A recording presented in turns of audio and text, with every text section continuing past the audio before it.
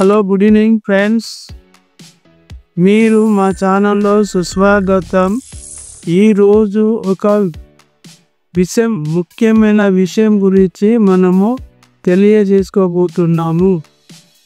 NRI education loan అంటే ఏంది, అందులో ఎలా మనం ప్రాసెస్ చేసుకోవచ్చు, దానికి కావాల్సిన చెక్ లిస్ట్ ఏముంటుంది, దానికి కావాల్సిన ఏ బ్యాంక్స్ మనం ఫండ్స్ ఇస్తున్నాయి, ఏ ఎడ్యుకేషన్కి అర్హులు అవుతున్నాము, దానికి ఎన్ని సెమినార్స్ ఉంటాయి, ఆ సెమినార్స్కి ఎలా పేమెంట్ మనం ప్రొవైడ్ చేయొచ్చు.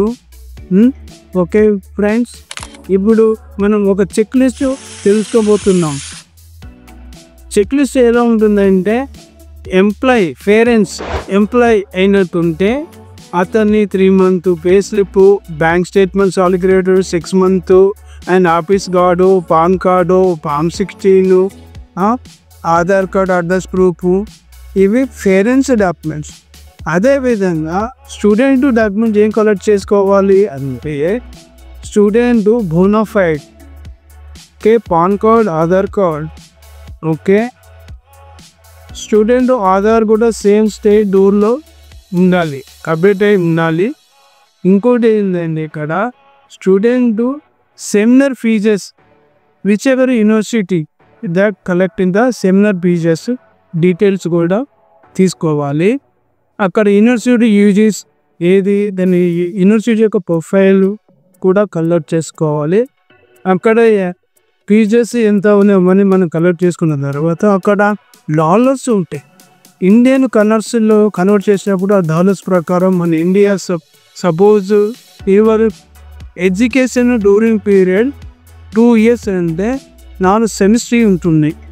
4th సెమిస్టర్కి సపోజ్ మీరు అక్కడ బీటెక్ చదవడానికి వెళుతున్నారు అనుకోండి, 30 lakhs ఎక్స్పెండిచర్ ఇండియన్ కరెన్సీ ప్రకారం అవుతుంది. ఇక్కడ అయినప్పుడు స్టూడెంట్ యొక్క పేరెంట్స్ వాళ్ళ దగ్గర భేదవాళ్ళు ఉండొచ్చు, ముదిరి వాళ్ళు ఉండొచ్చు. 30 lakhs అటెంప్ట్ చేయడానికి వాళ్ళు రెడీ చేసుకోవడం కూడా డబ్బు ఉండకపోవచ్చు. అప్పుడు వీళ్ళు ఏం చేస్తారంటే, పేరెంట్స్ వాళ్ళు బ్యాంక్ అప్రోచ్ అవుతారు. ఏ బ్యాంక్ అయినా, నేషనల్ బ్యాంక్ కానీ, ప్రైవేట్ బ్యాంక్ కానీ, ఏ బ్యాంక్ అని వాళ్ళు అప్రోచ్ అయినప్పుడు బ్యాంకర్ ఏం చెప్తారు, వాళ్ళని చెక్ లిస్ట్ ఇదని నేను చెప్పిన విధంగా మీకు చెప్తారు. అది కలెక్ట్ చేసుకొని బ్యాంక్కి అప్రోచ్ అయిన తర్వాత ఇవన్నీ డీటెయిల్స్ సబ్మిట్ చేస్తారు. కొన్ని బ్యాంక్స్ 30 lakhs ఇవ్వాలంటే ప్రాపర్టీ కొల్యూటర్లు అడుగుతారు, మార్ట్గేజ్ అడుగుతారు. అప్పుడు పేరెంట్స్కి ఒకవేళ అంత ఓన్ ప్రాపర్టీ లేదనుకో, ఎవరైనా ప్రాపర్టీ వాళ్ళ రిలేటివ్ అని ఎవరు ఉన్నారని ప్రాపర్టీని ఎవరిదైనా సపోర్ట్ తీసుకొని అతన్ని గార్డెన్గా తీసుకోవచ్చు.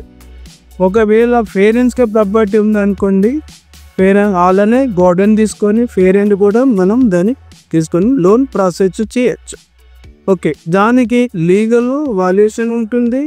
వాట్ ఎవర్ దాన్ని బట్టి ఆ ఎలిజిబుల్ క్రైటీరియా బట్టి అక్కడ ఎంతో వాల్యూ, సపోజ్ 30 lakhs కావాలనుకోండి, కనీసం 40-50 ఉన్నా కానీ దట్ ప్రొవైడ్ చేయవచ్చు. ఇది ఎక్కువగా నేషనల్ బ్యాంకు సెక్యూరిటీ.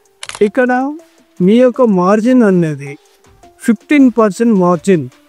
15% మార్జిన్ అంటే 85% బ్యాంక్ ప్రొవైడ్ చేస్తుంది. 15% మీ 15% మార్జిన్ అన్నది ఎక్కడ, మీరు ఒక ఏ బ్యాంక్లో మీరు లోన్ తీసుకున్నారో అక్కడ ఒక సేవింగ్ అకౌంట్ క్రియేట్ చేయమంటుంది బ్యాంకర్. అప్పుడు ఆ అకౌంట్ మీరు ఓపెన్ చేసేసి అక్కడ మీ 15% అకౌంట్లో డిపాజిట్ చేయాలి. బ్యాంక్ ఇచ్చే లోన్ ఫండింగ్ ఇచ్చే అమౌంట్ కూడా 85% అకౌంట్లో డిపాజిట్ చేస్తుంది. టోటల్ వచ్చేసి 100% అంటే 30 lakhs అవుతుంది. ఓకే, మీరు ఇప్పుడు ఈ అమౌంట్ మీరు వెళ్ళేటప్పుడు ఓకే ఒక శాంక్షన్ చేసిన తర్వాత మీకు ఒక శాంక్షన్ లెటర్ ఇస్తుంది బ్యాంక్. ఆ శాంక్షన్ లెటర్ తీసుకెళ్ళి మీరు ఎక్కడ వెళ్తున్నారు వీసా తీసుకోవడానికి, ఢిల్లీ, బొంబాయి, కోనే, వాట్ ఎవర్ ఎక్కడ మీరు అప్లై చేసుకున్నామో అక్కడికి మీకు వాళ్ళు పిలుస్తున్నారు. పిలిచిన తర్వాత అక్కడికి వెళ్ళి మీరు వీసా అప్రూవల్ చేసుకోవడానికి వాళ్ళు ఒక యూనివర్సిటీ మీరు ఏ బ్యాంకులో లోన్ అప్లై చేసుకున్నారో ఆ మీరు శాంక్షన్ లెటర్ మాకు ప్రొడ్యూస్ చేయాలని చెప్తే అప్పుడు స్టూడెంట్ అక్కడ శాంక్షన్ ప్రొడ్యూస్ చేసిన తర్వాత వాళ్ళు వీసా కాపీ పంపిస్తారు పర్మనెంట్. ఆ వీసా వచ్చిన తర్వాత ఇతడు వెళ్ళేటప్పుడు బ్యాంకర్ ఫస్ట్ సెమినార్ అతడు బ్యాంక్ చెక్ ఎంత సెమినార్ ఉందో 4 సెమినార్ కాబట్టి సెమిస్టర్ కాబట్టి 4 సెమిస్టర్లో ఎంత అమౌంట్ కావాలనేది వాళ్ళు ప్రిపేర్ చేసి స్టూడెంట్ వెళ్ళిపోయేటప్పుడు అతనికి ప్లేన్ టికెట్ ఇస్తున్నారు, ఈ డెబిట్ కార్డు ఇస్తున్నారు, ఒక క్రెడిట్ కార్డు కూడా ప్రొవైడ్ చేస్తుంది. ఇవి తీసుకెళ్ళి అతనికి కావాల్సినన్ని సర్వీస్ చేస్తారు. అవి తీసుకెళ్ళి ఆయన అక్కడ యూనివర్సిటీకి వెళ్ళిన తర్వాత first seminar check banker submit చేసినాక ఆయన జాయిన్ అవుతున్నారు.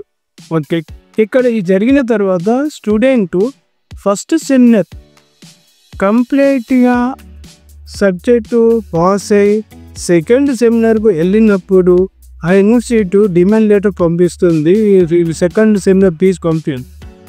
ఆ బిఫోర్లో student first seminar all pass అవుతాను, బ్యాంకర్ సెకండ్ సెమినార్కు పేమెంట్ ఫీజు కట్టడానికి వీలు, లేకుంటే ఆ ఫీజు అక్కడ వాళ్ళు హోల్డ్ చేసి పెట్టేస్తున్నారు.